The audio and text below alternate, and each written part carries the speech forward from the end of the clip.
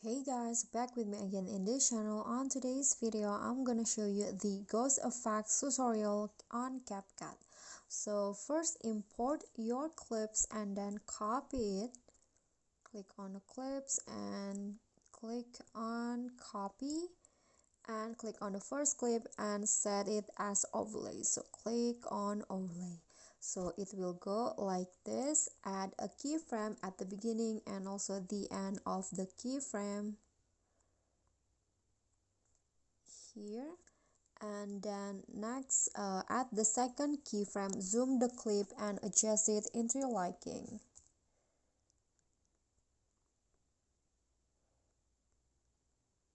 Like this, and then go in between the first and second keyframes and go to grabs, this one, and choose the ease out one. This one's right here. Click on the check icon and then next click on animation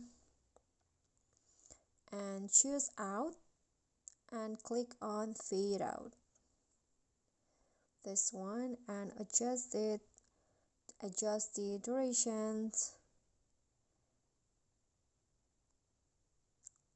Click on the check icon and then at the second keyframe here, go to splice and choose normal and set it into 50, like so. Click on the check icon and the final result of the ghost effect will be like this.